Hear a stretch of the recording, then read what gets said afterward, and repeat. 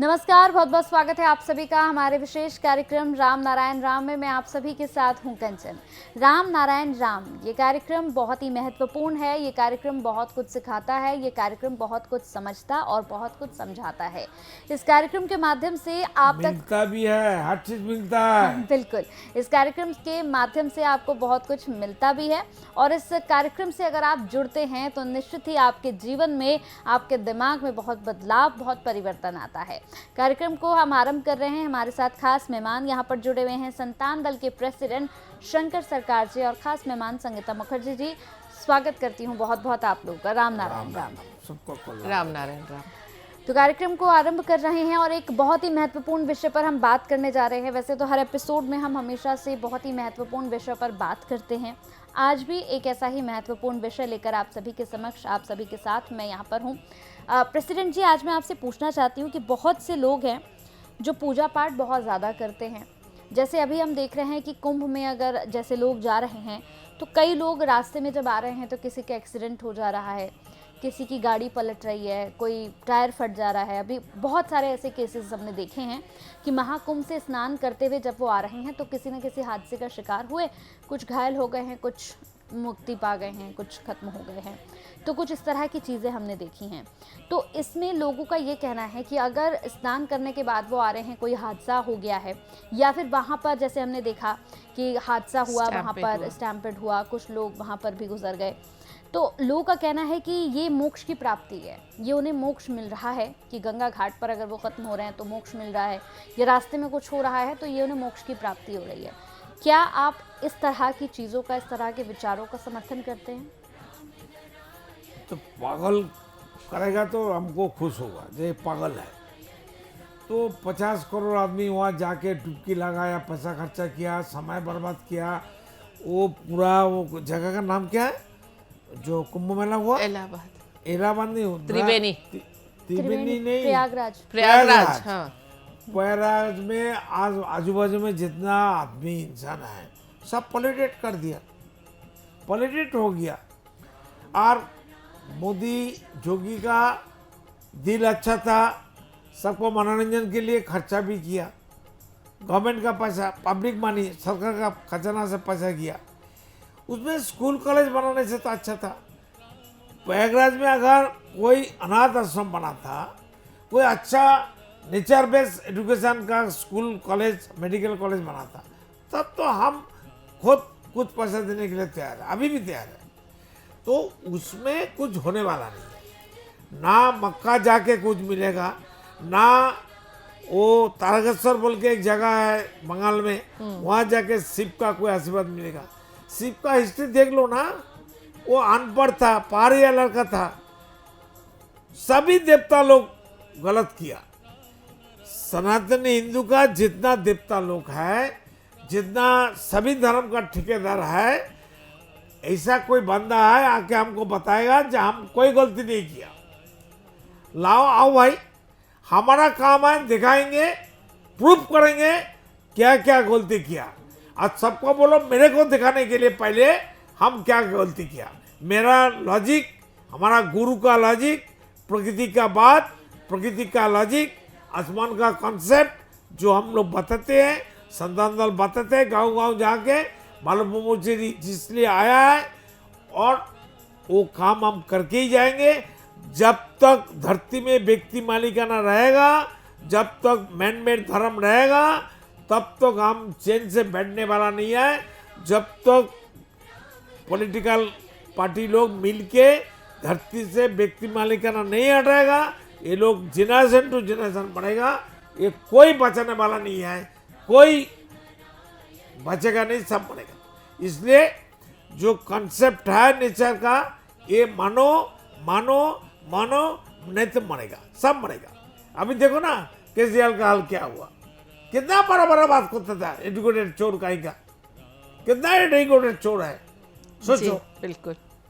ये जो आपने कहा ना कंचन की मुक्ति प्रदान होगी और ये सब होगा, जैसे पहले मैंने सुना है बचपन में कि वृद्धावस्था में काशी विश्वनाथ चले जाते थे, बनारस चले जाते थे कि वहाँ अगर मृत्यु होगी तो मुक्ति मिल जाएगी, दोबारा जन्म नहीं होगा, जिसको वानप्रस्थ कहते थे कि एक एज काशी विश्वनाथ मक्का गंगा सागर और कुंभ मेला जो स्थान है हाँ ये आसमान में है।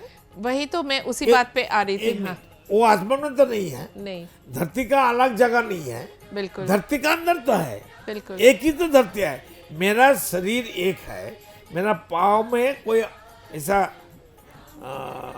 कांटा चुभेगा, कांटा चुभेगा, हमारा पूरा शरीर बड़ा दर्द होगा। बिल्कुल अगर यहाँ हमारा सेंसिटिव सब कुछ है, हमारा बाल में भी है, तो धरती तो एक है, कॉन्सेप्ट एक है, आसमान एक है, सूरज अनगणित है, यहाँ का सूरज एक है, पानी एक है, हवा एक है, तो अलग अलग कैसे धर्म का स्थान आराम मोक्ष के लिए मुक्ति के लिए बिल्कुल। काम होता है? ये क्या अनसाइंटिफिक बात कर रहा वो है? जो वानप्रस्थ की बात मैं कह रही थी, उसका नियम हमारे समाज के ठेकेदारों ने बनाया था कि एक एज के बाद उनको एक ऐसी जगह भेज दिया जाए जिससे कि जो उनके बच्चे हैं, यंग जनरेशन है, वो उनकी प्रॉपर्टी, बिजनेस सब कुछ अपने नाम पे करके खुद को कंट्रोल कर सके। जिस तरह से बाल विधवा को जलाने की प्रथा थी, क्योंकि ये था कि अगर बेटे की मौत हो गई है तो इसकी वाइफ को भी जला दो तो प्रॉपर्टी का कोई क्लेमेंट नहीं रहेगा। यही तो वजह थी मेनली। तो इसी तरह से एक एज के बाद उन्हें वानप्रस्थ में भेज दिया जाता था और ये बात चला दी धर्म के ठेकेदारों ने कि वहाँ जाके मुक्ति मिलेगी, उसके बाद कोई जन्म नहीं होगा, ये सब दर्द और सहना नहीं पड़ेगा। तो ये एक ऐसा अंधविश्वास, ये भी एक तरह का अंधविश्वास है कि आप कुंभ में गए हो, वहाँ एक्सीडेंट में मर गए तो आपको मुक्ति नहीं। बाल विधवा और जो कमती उम्र में कोई जनानी का हस्बैंड मर जाता है, हाँ, ये कानून ब्रिटिश राज में राजा राममोहन राजा राममोहन राव बंगाली था और विद्यासागर दोनों मिलके जी। और बंगाल का आदमी मिलके सभी इस प्रथा को हटाया। हटाया। धरती में घर घर में ये चीज था, सभी स्टेट में ऐसा था। तो बंगाली लोग जो कहती है और करते हैं, इसलिए बंगाली लोग अभी भी वंचित है। बंगाल का जो अभी चीफ मिनिस्टर है जी, वो भी गलती कर रहा है, किसी को दिखाई नहीं दे रहा है। स्कूल कॉलेज में इतना चोर बंगाल में आ गया, घर घर में सब चोर है। सब व्यक्ति मालिकाना हटाएगा तो आपसे आप चोर सरेंडर करेगा। क्यों नहीं करती है मोदी जी? चीफ मिनिस्टर ममता नहीं चिल्लाता है पार्लियामेंट में, उनका पार्टी का मेंबर, सभी पार्लियामेंट का मेंबर, राज्यसभा का मेंबर, जो हटाओ व्यक्ति मालिकाना, पार्लियामेंट में आवाज क्यों नहीं उठाता है? उसमें अपना नुकसान है ना सबका, चोरी अपना का माल हाँ सब बढ़ जाएगा पब्लिक। बिल्कुल बिल्कुल। तो इसी तरह से किसी भी धर्म स्थान पे मृत्यु होने से कोई मोक्ष प्रदान नहीं होता। मोक्ष प्रदान होता है हम अपने तो ये क्या धरती अंतरात्मा की शुद्धिकरण से। धर्म स्थान के अलग अलग है क्या?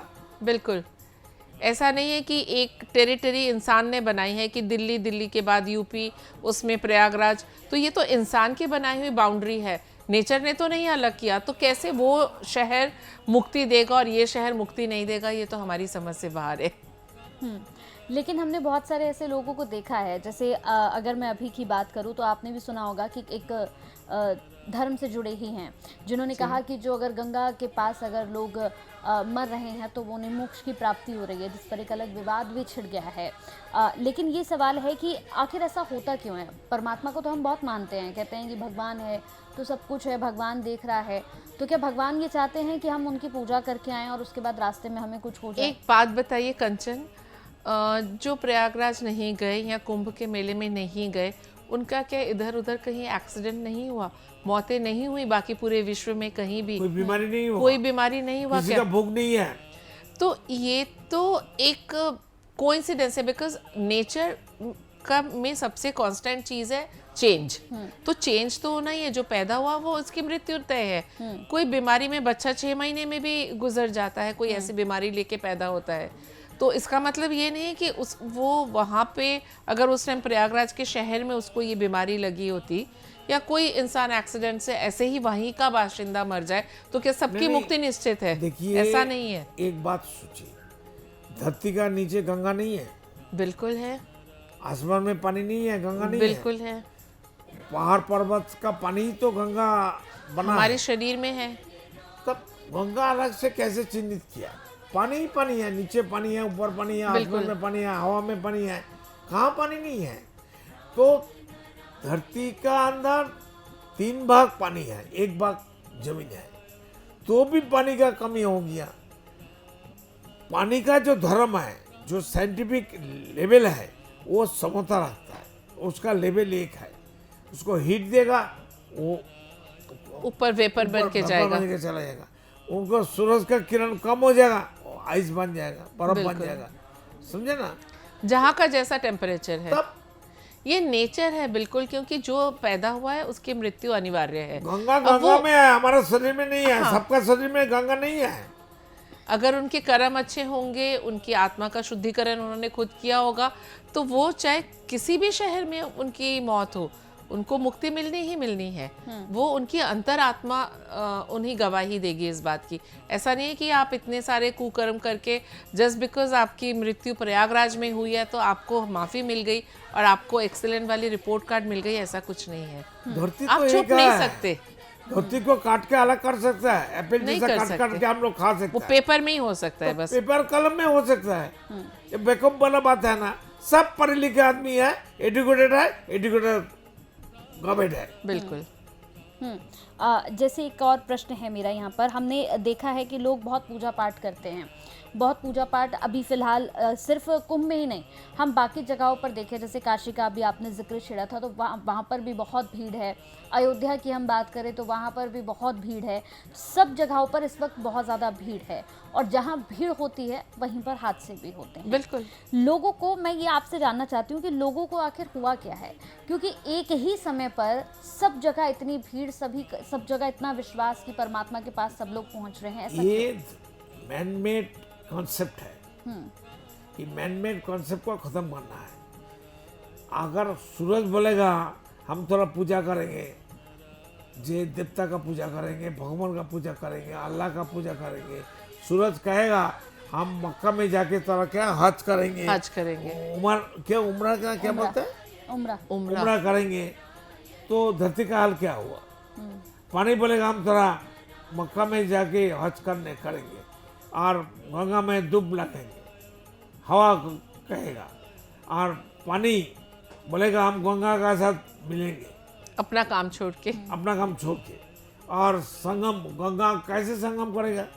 गंगा तो स्त्रीलिंग है, कहाँ संगम होगा? कैसे स्त्रीलिंग और स्त्रीलिंग का संगम होता है? एक बेवकूफ वाला बात है ना। पढ़े लिखे आदमी साधु समझना चाहे, एक पीछे लात मारना चाहिए। कैसे साधु है? बेवकूफ वाला साधु। धरती में खाना कहाँ से मिलता है लोग को? कौन इसको पैसा देता है? भिक्खु को भिक्खा देना, भीख देना सबसे बड़ा क्राइम है। व्यक्ति मालिकाना है तब तो भीख देने का मौका है।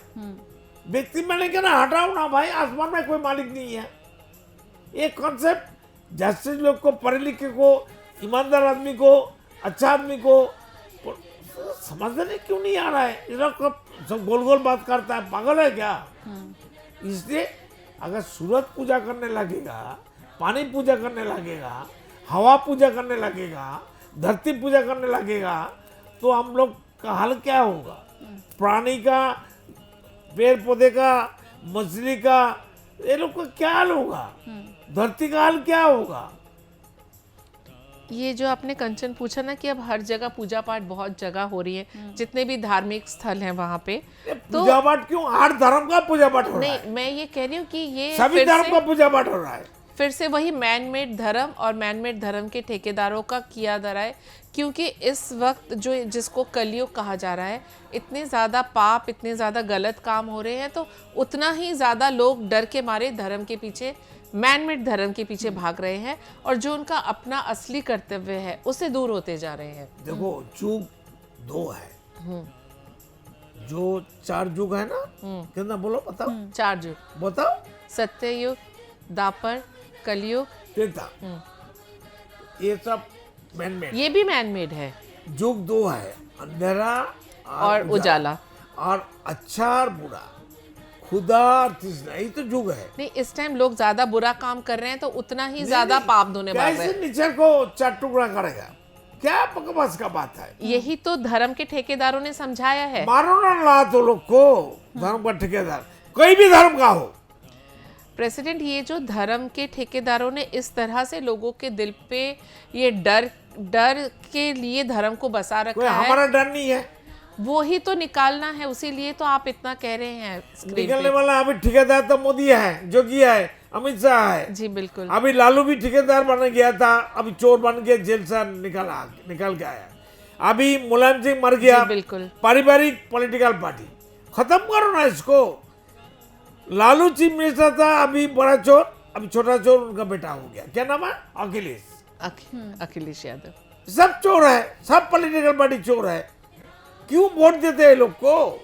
बिल्कुल बिल्कुल। तो अगले एपिसोड में फिर आपसे मुलाकात होगी। हम हमेशा से आपके सामने यहाँ पर हाजिर होते हैं राम नारायण राम कार्यक्रम को लेकर, ताकि आपके जीवन में हम थोड़ा सा बदलाव ला सकें। और ये जो चर्चाएं होती हैं, ये जो तल्ख अंदाज में प्रेसिडेंट की ओर से कुछ बातें बताई जाती हैं, ये बड़ी अच्छी बातें होती हैं। अगर इनसे कोई भी कंफ्यूजन आपको रहता है या आपको लगता है कि नहीं ये प्रेसिडेंट गलत कह रहे हैं या ये प्रेसिडेंट सही कह रहे हैं, या कोई भी आपको ऐसा सवाल आपके मन में आ रहा है, तो नंबर्स हम लगातार फ्लैश कर रहे हैं। नंबर्स पर कॉल करके आप प्रेसिडेंट से बात कर सकते हैं और अपने जीवन की समस्या जो है उसका समाधान इसी कार्यक्रम में आपको मिल जाएगा।